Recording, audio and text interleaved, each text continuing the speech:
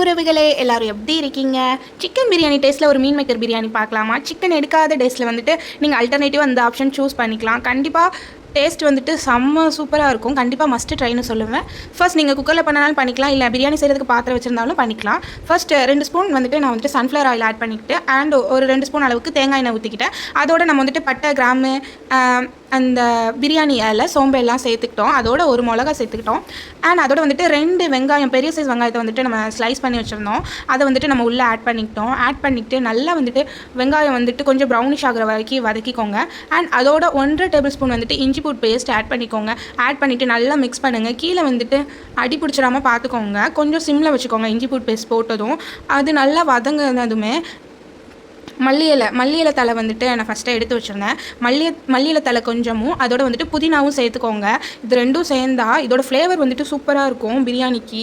And இதோட smell வந்துட்டு சூப்பராக இருக்கும். ஸோ நிறையா இருந்தால் கூட நீங்கள் ஆட் பண்ணிக்கலாம். நல்லா ஒரு அரைக்கை ஒரு கை அளவுக்கு ஆட் பண்ணிக்கோங்க. ஆட் பண்ணிவிட்டு நல்லா மிக்ஸ் பண்ணி விட்டுருங்க. அது வந்துட்டு நல்லா எண்ணெயோடு பிரிஞ்சிடும். அதுக்கப்புறம் தக்காளி ஆட் பண்ணிக்கோங்க. நான் 2 தக்காளி ஆட் பண்ணேன். ஆட் பண்ணிவிட்டு தக்காளி நல்லா வதங்கினதுமே நான் வந்துட்டு கேரட் ஆட் பண்ணிக்கிட்டேன். ஒரு 2 கேரட் ஆட் பண்ணிக்கிட்டேன். நீங்கள் உங்களுக்கு இதோட பீன்ஸ் எதுவும் ஆட் பண்ணனாலும் ஆட் பண்ணிக்கலாம். அண்ட் அதோட கழுவி வச்ச மீன் மேக்கரை வந்துட்டு நம்ம உள்ளே சேர்த்துட்டு நல்லா மிக்ஸ் பண்ணிவிட்டு நான் வந்து மல்லிப்பொடி, அதுக்கப்புறம் கரம் மசாலா, அதுக்கப்புறம் red chilli powder, normal red chilli ஆச்சியோடது வந்துட்டு யூஸ் பண்ணேன். பிரியாணி பொடி எதுவுமே நம்ம உள்ளே வந்துட்டு ஆட் பண்ணல. ஒன்லி வந்துட்டு நம்ம வந்துட்டு முன்னாடியே நம்ம பட்டை கிராம்பு எல்லாம் போட்டனால அந்த டேஸ்ட் வந்துட்டு நமக்கு வந்துடும். ஸோ அதோட கொஞ்சம் உப்பு ஆட் பண்ணிவிட்டு நல்லா அதை கிண்டி விட்டுட்டு லைட்டாக எண்ணெய் பிரிஞ்சதும் நான் வந்துட்டு 1 கிளாஸ் அரிசி எடுத்துனேன். ஸோ அதுக்கு 2 கிளாஸ் வந்துட்டு நான் தண்ணி வச்சுருக்கேன். எக்ஸ்ட்ரா தண்ணி எதுவும் ஆட் பண்ணல. ஏன்னா ஆல்ரெடி நான் வந்துட்டு அரிசியை கொஞ்சம் நேரம் ஊற வச்சுட்டு கழுவி எடுத்துட்டேன். ஸோ அரிசியை வந்துட்டு தண்ணி நல்லா கொதிச்சதும் அரிசியை ஆட் பண்ணிவிட்டு நல்லா ஒரு கிண்டி விட்டுக்கலாம். கொஞ்சம் அரிசி ஃபுல்லாக கீழே போகிற மாதிரி நல்லா கிண்டி விட்டுட்டு மூடி வச்சுக்கலாம். ஆல்ரெடி அரிசியை வந்துட்டு நம்ம வந்துட்டு கொஞ்சம் நேரம் ஊற வச்சனால நான் வந்துட்டு 2 விசில் தான் வச்செடுத்தேன். 2 விசிலும் எப்படி வச்செடுத்தேன்னா ஃபுல் தீ வச்செடுக்கலை. கொஞ்சம் லோ ஃப்ளேமில் வச்சுட்டு நான் வந்துட்டு 2 விசில் மட்டும் வச்செடுத்தேன். அண்ட் அதோடு வந்துட்டு இன்றைக்கி வந்துட்டு நாங்கள் மாங்காய் பச்சடி வந்து வச்சுருந்தோம். இது செம்ம சூப்பராக இருக்கும். நாங்கள் வந்துட்டு ஜீனி ஆட் பண்ணி சாப்பிடுவோம். நல்லா ஒரு ஜாம் டேஸ்ட்டில் இருக்கும். கண்டிப்பாக ட்ரை பண்ணி பாருங்கள். ஃபஸ்ட்டு மாங்காவோட தோலெல்லாம் எடுத்துகிட்டு அதை நல்லா கழுவிட்டு குட்டி குட்டியாக எடுத்துக்கோங்க கட் பண்ணி. அண்ட் குட்டி குட்டியாக கட் பண்ணி எடுத்ததை ஃபஸ்ட்டு வந்துட்டு ஒரு பேனில் வந்துட்டு தேங்காய் எண்ணெய் ஆட் பண்ணிக்கோங்க. தேங்காய் எண்ணெய் ஆட் பண்ணிவிட்டு அதோட கடுகு அண்ட் கருவேப்பிலை இது 2யும் போட்டு அது நல்லா பொரிஞ்சதுமே வந்துட்டு நம்ம கட் பண்ணி வச்சுருந்தோம்ல, ஸ்லைஸாக கட் பண்ணி வச்சுருந்த மாங்காவை எடுத்து உள்ளே ஆட் பண்ணிக்கோங்க. ஆட் பண்ணிவிட்டு நல்லா வந்துட்டு கிண்டி விடுங்க. கிண்டி விட அந்த தண்ணி எதுவுமே வந்துட்டு நம்ம உள்ளே ஆட் பண்ணக்கூடாது. நம்ம அந்த எண்ணெயிலே வந்துட்டு மாங்காய் நல்லா வெந்துடும். வெந்ததுக்கப்புறம் வந்துட்டு உப்பை ஆட் பண்ணிக்கோங்க. லைட்டாக உப்பை ஆட் பண்ணிவிட்டு நல்லா கிண்டி விட்டுட்டே இருங்க. கிண்டி விட்டுட்டு அதுக்கப்புறம் கொஞ்சம் நேரம் அப்படியே விட்டுருங்க. மாங்காய் வந்துட்டு நல்லா வெந்துடும். அந்த வெந்த ஸ்டேஜில் வந்துட்டு நம்ம என்ன செய்யணும்னா மிளகாய் தூள் இருக்குல்ல, நம்ம வீட்டில் எந்த மிளகாய் தூள் இருந்தாலும் ஓகே தான். ஜீனி ஆட் பண்ணிக்கணும். ஜீனி வந்துட்டு நாங்கள் வந்துட்டு ஒரு 2-3 ஸ்பூன் வந்துட்டு ஜீனி ஆட் பண்ணிவிட்டு அதோட வந்துட்டு மிளகாய் தூள் ஆட் பண்ணிக்கணும். ஆட் பண்ணி நல்லா மிக்ஸ் பண்ணிங்கன்னா சூப்பராக சொல்கிறேன் செம்ம டேஸ்ட்டாக இருக்கும். அண்ட் அதுக்குள்ளே நம்மளுக்கு அந்த சைடு வந்துட்டு ரைஸ் குக் ஆயிடுச்சு. அண்ட் ரைஸை பார்த்திங்கன்னா செம்ம உதிரியாக வந்துருந்தது. நல்லா இருந்தது. பார்க்கவே சூப்பராக இருந்தது. டேஸ்ட்டு சூப்பராக அட்டகாசமாக உப்பு உரப்பு எல்லாமே வந்துட்டு பெர்ஃபெக்டாக இருந்தது சாதத்தில்.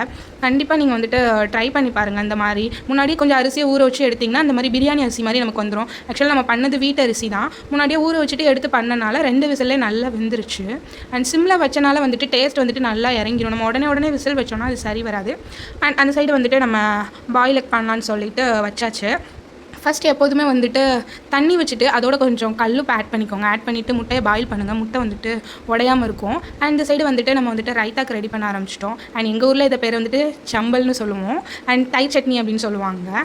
ரைத்தாக்கு வந்துட்டு நம்ம ஒரு ஆனியன் அண்டு ஒரு மிளகாய் எடுத்துக்கிட்டோம். 2 மிக்ஸ் பண்ணிட்டு சால்ட் ஆட் பண்ணிவிட்டு நல்லா மிக்ஸ் பண்ணியாச்சு.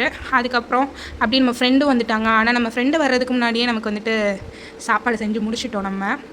ஆனால் என்னென்னா அப்போ தான் முட்டை அடுப்பில் வச்சுருந்தோம். அப்போவே வந்துட்டு நம்ம ஃப்ரெண்டு வந்துட்டாங்க. ஸோ ஓகே சர்வ் பண்ணிடலான்னு சொல்லிவிட்டு நம்ம வந்துட்டு சர்வ் பண்ண ஆரம்பிச்சிட்டோம். பாருங்கள் வந்துட்டு ரைஸ் எவ்வளோ சூப்பராக வெந்திருக்குன்னு பாருங்கள். டேஸ்ட்டும் சூப்பராக இருந்ததுங்க. கண்டிப்பாக வந்துட்டு நீங்கள் இதை வீட்டில் ட்ரை பண்ணுங்கள். அண்ட் ஸ்கூலுக்கு போகும்போது காலையில் செஞ்சு கொடுங்க. அண்ட் உங்கள் ஹஸ்பண்ட் ஆஃபீஸ் போகிறாங்கன்னா அவங்களுக்கும் கண்டிப்பாக இந்த மாதிரி செஞ்சு கொடுங்க. செம்ம டேஸ்ட்டாக இருக்கும். அந்த பிரியாணி சாப்பிட்ட ஒரு ஃபீல் வந்துட்டு இது நமக்கு கொடுக்கும். அவ்வளோ ஒரு டேஸ்ட்டாக இருந்தது இந்த காம்பினேஷனோட வச்சு சாப்பிட்றதுக்கு. அண்ட் நீங்கள் இல்லைனா சாட்டர்டே சண்டே சிக்கன் எடுக்காத டைம், இல்லை நான்வெஜ் சாப்பிட முடியாத டைம்னு ஒன்று ஏதாவது வந்ததுன்னா கண்டிப்பாக இதை ட்ரை பண்ணி பாருங்கள். அந்த ஃபீலை வந்துட்டு உங்களுக்கு கம்ப்ளீட் பண்ணி கொடுக்கும். அண்ட் டெய்லி ஏதாவது லஞ்ச் பாக்ஸ்க்கு செஞ்சுட்டே இருக்கணும், இன்றைக்கி என்ன செய்யலாம் அப்படின்னு உங்களுக்கு ஒரு யோசனை வரும்போது கண்டிப்பாக இதை ட்ரை பண்ணுங்கள். சீரியஸ்லி சூப்பராக இருக்கும் இந்த காம்பினேஷனுக்கு. ஆக்சுவலாக எங்களுக்கு பாயில் எக் ரெடி ஆகலை, பட் இதை வச்சு சாப்பிட்றதுக்கே சூப்பராக இருந்தது. நல்லா பிரியாணி நல்லா ஸ்பைஸியாக இருந்தது. அண்ட் அதோட இந்த ஆல்ரெடி இந்த மாங்காய் பச்சடி எப்படி இருக்கும்னா நல்ல ஸ்வீட்டாக இருக்கும், ஒரு ஜாம் டேஸ்ட்டில் இருக்கும். ரெண்டையும் மிக்ஸ் பண்ணி அண்ட் இந்த ரைத்தாவை வச்சு சாப்பிடும்போது செம்ம ஒரு ஃபீல் கிடைக்குங்க. கண்டிப்பாக நீங்கள் ட்ரை பண்ணி பாருங்கள், செம்ம சூப்பராக இருக்கும். அண்ட் வந்துட்டு பிரியாணி அரிசியில் செய்யணும் அப்படிங்கிற மாதிரி எதுவுமே இல்லை. நார்மலாக நம்ம சாதம் வச்சிருப்போம்ல, தேடி சாதம் வடிக்கிற ரைஸில் வந்து வச்சுக்கலாம். காய்கறிலாம் நம்ம கட் பண்ணுறதுக்கு முன்னாடி வந்துட்டு நம்ம ரைஸை வந்துட்டு கொஞ்சம் ஊற வச்சு எடுத்துடலாம். ஒரு 15 மினிட்ஸ் ஊற வச்சு எடுத்தோம்னா சூப்பராக இருக்கும். சிம்மில் வச்சா போதும், ஃபுல்லாக வச்சோம்னா டேஸ்ட் வந்துட்டு இருக்காது. அண்ட் சிம்மில் வச்சு எடுத்திங்கன்னா நமக்கு வேகிறதுக்கு கொஞ்சம் டைம் ஆகும். ஸோ பெர்ஃபெக்டாக இருக்கும். கண்டிப்பாக செஞ்சு பார்த்துட்டு எப்படி இருந்துச்சுன்னு சொல்லுங்கள் காய்ஸ். Bye guys.